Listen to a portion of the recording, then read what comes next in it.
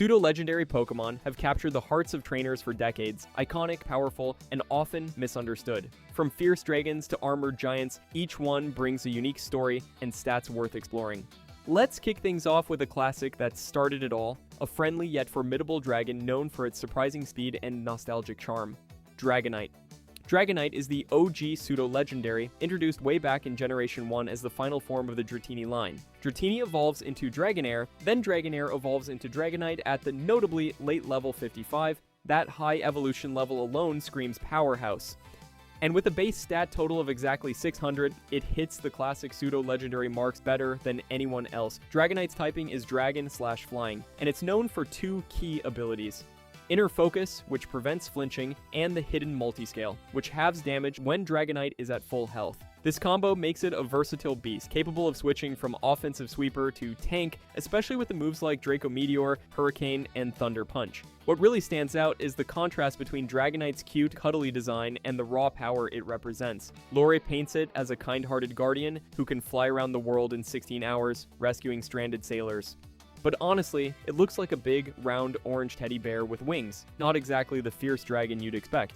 This design gap sparks fan debates. Some say it clashes with the sleek Dragonair it evolves from. Where did this chubby bear dragon come from? Others love that friendly charm, a gentle giant in a monster world.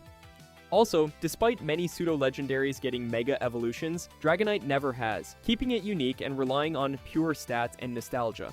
But if Dragonite's mix of power and sweetness surprises you, wait till you meet Tyranitar, the walking natural disaster. Tyranitar is basically the Godzilla of Pokemon. This massive rock/dark type from Generation 2 isn't just another pseudo-legendary, it feels like the original monster that wakes up and reshapes the landscape just by stomping around. It's the final evolution of Larvitar's line. Larvitar evolves into Pupitar at level 30, rock/ground. Then Pupitar becomes Tyranitar at level 55, swapping ground for dark. That type change perfectly signals its shift from an earthbound larva to a shadowy beast of destruction. With a base stat total of 600, Tyranitar delivers huge offensive power combined with tank-level defenses. Its signature ability, Sandstream, summons a sandstorm as soon as it enters battle, making Tyranitar the core of any sandstorm-focused team. Mega Evolution boosts its attack, defense, and special defense to monstrous levels, reinforcing its unstoppable tank vibe. Lore paints Tyranitar as a kaiju-sized terror, capable of leveling mountains and carving landscapes with pure force. Fans love calling it the Pokemon version of Godzilla, not just because of its design, but because the game practically spells it out. Tyranitar's evolution line reflects this personality shift from grounded rock/ground to ruthless dark power.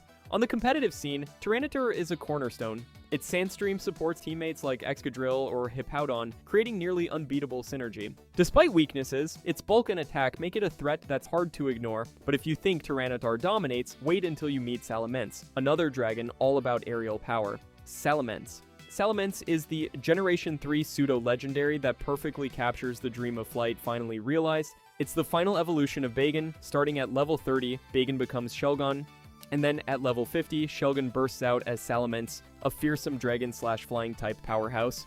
With a base stat total of 600, Salamence's stats are primed for offense. Sky-high attack and speed, and its signature Intimidate ability lets it sap the strength of opponents as it soars into battle. Before you dismiss it as just another dragon with wings, Salamence's design is ruthless and angular, a sharp contrast to the chubby, friendly Dragonite. Those sweeping red wings look like they belong on a jet, hinting at raw, aerodynamic dominance. And then there's Mega Salamence, which takes that jet inspiration even further by morphing its wings into sleek gliders that slice through the air, boosting both offense and bulk to terrifying levels. The emotional core here is Bagon's relentless desire to fly. It injures itself trying to take off, never giving up. Salamence is the payoff, a fully airborne beast fulfilling that dream with wings powerful enough to rule the skies. It's not just stats and battles, it's a story of aspiration turned into aerial supremacy. The community has been debating Salamence's place for years. Its mega form has been banned in some competitive formats simply because it's so strong it breaks the balance. Fans split between loving its aggressive, almost militaristic design, and others who find it kind of intimidating to the point of overkill. But nobody doubts Salamence's iconic status, or that it embodies the raw, unstoppable spirit of late-game power. At least Salamence shoots for the skies, unlike Metagross, which keeps its feet firmly on the ground, and we're diving into that next. Metagross. Metagross isn't your typical pseudo-legendary dragon because it's not a dragon at all. It's a steel/psychic powerhouse that combines brains and brawn in a way no other pseudo-legendary does. starting as Beldum, evolving to Metang at level 20, and finally Metagross at 45. This line evolves earlier than most but still hits the massive base stat total of 600 that earns it pseudo-legendary status. Here's the thing. Metagross is basically a living supercomputer. According to its lore, it's formed by fusing 4 Beldum together, each adding to multiple brains working in perfect sync. This mental power lets it calculate complex battle strategies that set it apart from the usual dragon or beast themes most pseudo-legendaries follow. Its steel/psychic typing gives it tons of resistances and makes it a versatile threat both defensively and offensively. Its Mega Evolution turns Metagross into an even more aggressive machine. The Mega form boosts its offenses and sharpens its spike-filled design, emphasizing a cold, calculated war machine rather than raw brute force or elemental fury. It's like Metagross switched from smart robot to relentless combat unit overnight. Metagross's tie to Hen's champion.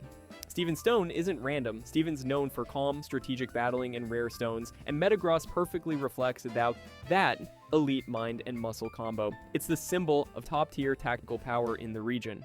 Competitively, Metagross is a fan favorite for its insane defense and versatility. Its clear body ability stops stat drops, and its moves like Meteor Mash, Earthquake, and Zen Headbutt make it a formidable all-rounder. While it's not a dragon, Metagross proves pseudo-legendaries aren't just about dragons, they're about legendary level power and presence, period. But if you think brains and steel are wild, wait until we dive into the next pseudo-legendary that slices through the competition with pure ferocity. Garchomp. Garchomp is basically the ultimate land shark of the Pokemon world, fast, brutal, and designed to dominate. Introduced in Generation 4, it's the final evolution of Gible, which evolves to Gabite at 24, then to Garchomp at 48, cementing its place as a late-game powerhouse. With a base stat total of 600, its stats are heavily weighted toward attack and speed, making it one of the most iconic offensive threats in competitive play for well over a decade. Its Dragon/Ground typing gives it excellent coverage, letting it rip through teams with moves like Earthquake and Dragon Claw, while resisting common types but being painfully weak to Ice, a classic Pokemon Achilles heel.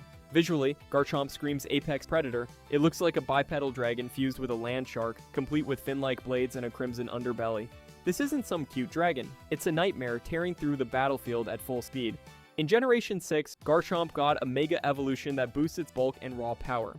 Mega Garchomp trades some of its signature speed for devastating damage output, with giant spikes and muscular arms enhancing its already fearsome presence. This form reshaped competitive leagues, making Garchomp a terrifying wall breaker that demands respect or quick counters. Here's where it gets weird though. There's been long-running fan speculation about a Mega Garchomp Zide form tied to a mysterious Mega Dimension DLC for Pokemon Legends, ZDA. Despite recurring rumors and data mined mentions online, no official game features this form, and serious fans treat it as pure fantasy. The community is divided. Some love Garchomp's raw, brutal power, while others argue it set the tone for power creep that made balancing pseudo-legendaries a headache. Still, Garchomp's core form and Mega Evolution have solid evidence backed by official game data and competitive history. It perfectly embodies that pseudo-legendary formula: fast, hard-hitting, and visually unforgettable. If you think Garchomp's saga is intense, wait until you meet Hydreigon, the dark and chaotic dragon from Generation 5. Hydreigon.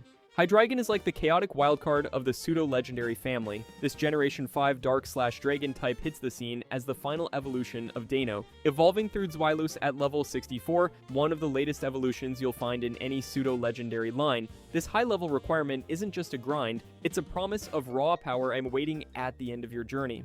With a base stat total of 600, Hydreigon hits hard, especially on the special attack front. Its design is all about that multi-headed Hydra mythos, 3 heads symbolizing uncontrollable aggression, a literal embodiment of chaos ready to tear anything apart.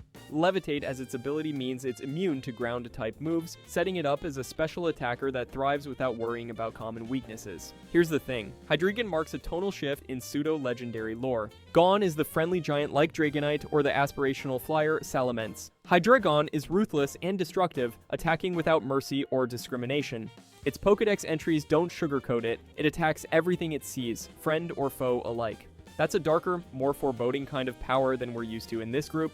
Fans are split on this one. Some love the intimidating 3-headed Chaos Beast vibe. It's one of the most metal-looking pseudo-legendaries out there. Others find the design a bit awkward, as if the heads and limbs don't quite fit together naturally, and there's a long-running debate about its lack of a Mega Evolution. While many pseudo-legendaries got Mega forms to boost their power and style, Hydreigon remains in its base state, which frustrates some fans who feel it deserves an upgrade to match later pseudo-legendaries' evolutions. But the raw stats, clear late-game evolution, and ferocious lore ensure Hydreigon stands tall in the pseudo-legendary lineup. Its chaotic aggression and multi-headed Hydra design make it a memorable apex of power in the dark corner of the dragon world. If you think Hydreigon's chaotic aggression is intense, wait till you meet the slimy but surprisingly tough Goodry next. Goodra. Goodra is the oddball pseudo-legendary of Generation 6, standing out not for raw offense, but for its slimy charm and surprising defensive focus. As the final form in the Goomy line, Goomy to Sliggoo, and then Goodra, it evolves at level 50, but only if it's raining. Yes, rain. This environmental condition is unique among pseudo-legendaries, and immediately ties Goodra's identity to the atmospheric world around it, not just raw stats. Officially, Goodra is a pure dragon type with a base stat total of exactly 600, which hits the classic pseudo-legendary benchmark. But here's the kicker.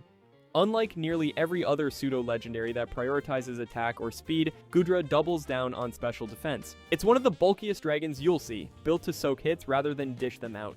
Its slimy, gooey-coated design looks more like a giant, adorable sea slug than an awe-inspiring dragon. This soft, almost squishy aesthetic throws a curveball compared to the fierce, intimidating pseudo-legendaries like Garchomp or Hydreigon.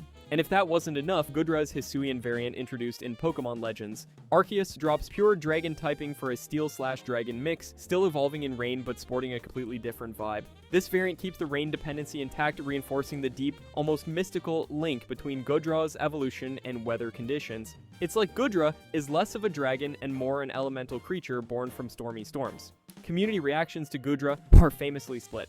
On one side, fans obsess over its cute, gooey appearance and its defensive niche that breaks the pseudo-legendary mold. On the other, some question if it truly fits the legendary vibe given its softness and lack of raw power. But the data is undeniable. Goodra's 600 base stats, evolution at high level, and unique environmental trigger firmly cement it as pseudo-legendary, albeit the good goo dragon that refuses to play by the usual rules. If you thought Slime couldn't be legendary, Goodra proves you wrong. But if you think that's quirky, wait until the next one. A scale-armored fighter that jingles while it battles. Kommo-o. Kommo-o is the Generation 7 entry to the pseudo-legendary club, standing out as a dragon/fighting type with a vibe more like armored warrior than your typical dragon. It's the final evolution of Jangmo-o, evolving through Hakumo-o and unlocking its full power at level 45. With a base stat total of 600, Kommo-o combines strong attack and defense stats with balanced special stats, making it more versatile than many of its pseudo-legendary siblings. This isn't just raw power, it's offense and resilience, wrapped in bell-like scales that actually jingle when it moves. Before you dismiss it as just another dragon, hear me out. Kommo-o's design resembles ceremonial battle armor. Its scales aren't just for show, they serve as both weapon and shield. The iconic jingling noise, it's no accident, it's a warning, a challenge, and a signature move all at once. Its abilities focus on defense with options like Bulletproof, which blocks projectile moves, or Soundproof, granting immunity to sound-based attacks. That defensive angle is rare among pseudo-legendaries, which usually prioritize pure offense. Lore-wise, Kommo-o holds the role of both fierce fighter and ritualistic guardian in Alola's ecosystem. It's more like a disciplined martial artist entering the ring than a reckless beast charging blindly. That warrior spirit connects with fans who see it as a perfect balance of strength and protection. Here's where it gets tricky. Its dragon fighting typing puts it in a niche that's often debated. It faces glaring weaknesses, especially to fairy, flying, and psychic moves, that pseudo-legendaries like Garchomp and Salamonts handle much better. This often leaves Kommo-o overshadowed in competitive play, despite its unique toolkit. The community agrees on one thing. Kommo-o's mix of offense, defense, and ceremonial flair makes it the armored knight of the pseudo-legendary lineup, jingling all the way. Backed by official stats and fan consensus, it's a fascinating chapter in pseudo-legendary history. If Kommo-o's blend of martial artistry and draconic might caught your eye, wait until you see the stealthy ghost speed demon next, Dragapult. Dragapult isn't your typical pseudo-legendary. This Generation 8 dragon/ghost type is the final evolution of Dreepy, evolving from Dreepy to Dracloak at level 50, then Dragapult at level 60. That late evolution level puts it in the high investment camp like Hydreigon, signaling it's meant to feel powerful and earned. But here's the kicker. Its base stat total is exactly 600, and unlike most pseudo-legendaries, Dragapult heavily favors speed and attack, making it one of the fastest and most offensively aggressive in the group. Its design is where the real story unfolds. Dragapult looks like a stealth bomber crossed with a spectral dragon, sleek and dart-like with ghostly intangibility baked into its concept.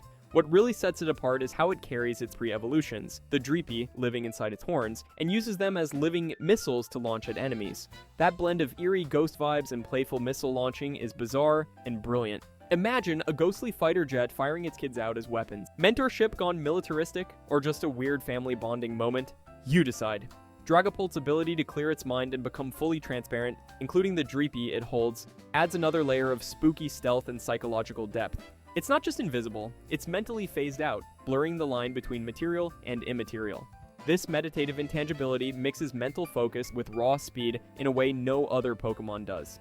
Competitive players love Dragapult for its blistering speed and versatile movesets. It sparks debates over whether physical Dragon Darts and Phantom Force, or special Draco Meteor and Shadow Ball kits are better. Its role is flexible, dangerous, and unpredictable, making Dragapult a fan-favorite offensive pivot with a cult following. There's clear evidence on Dragapult's evolution levels, typing, stat total, and lore, all confirmed by game data and Pokedex entries. Its pseudo-legendary status is recognized widely, no questions asked. And honestly, if you thought that was wild, wait until you see what happens with Baxcalibur, the icy dragon closing out our list. Baxcalibur. Baxcalibur is the newest kid on the pseudo-legendary block, debuting in Generation 9 with a rare Dragon/Ice typing that immediately sets it apart. It's the final evolution of Frigibax, evolving first into Arctobax at level 35, then into Baxcalibur at level 54, solidly in the late-game evolution range typical of these powerhouses. With a base stat total of 600, it boasts high attack and respectable bulk. But don't be fooled, its Ice typing leaves it vulnerable to a laundry list of common types, making it a fragile giant. Design-wise, Baxcalibur rocks icy armor plating and a blade-like dorsal fin, blending dragon aesthetics with kaiju-inspired brutality and literal sword imagery. It looks like a Cold War machine draped in frost, ready to slice and dice with raw power. This fusion of raw offense and thematic chill gives Baxcalibur a unique identity, but also creates a strategic balancing act. Players need to leverage its devastating physical attacks while tiptoeing around its glaring weaknesses to steel, fighting, fairy, and rock. The community loves the innovation behind the Dragon/Ice combo, finally something fresh after generations of Dragon/Flying or Dragon/Ground types, but opinions diverge sharply on how fragile Baxcalibur really is in battle. Some hail it as a risky but rewarding powerhouse, while others caution that its numerous vulnerabilities keep it from reaching the dominant status of pseudo-legendary predecessors like Garchomp or Dragapult. That said, Baxcalibur does have an official Mega Evolution, introduced alongside the Mega Dimension DLC for Pokemon Legends, Arceus. The Mega form, called Mega Baxcalibur, wields the Baxcalibrite and amps up both its offense and survivability, turning that frail giant into a far more menacing force on the battlefield. These additions are officially confirmed and supported by game content, putting rumors to rest. So, Baxcalibur closes out Generation 9's contribution to pseudo-legendaries with a chilly mix of power, risk, and community debate. Fresh, fierce, and now with an official Mega form that adds a whole new layer of strategy. If you enjoyed this video and want to see more, click the video on the screen now.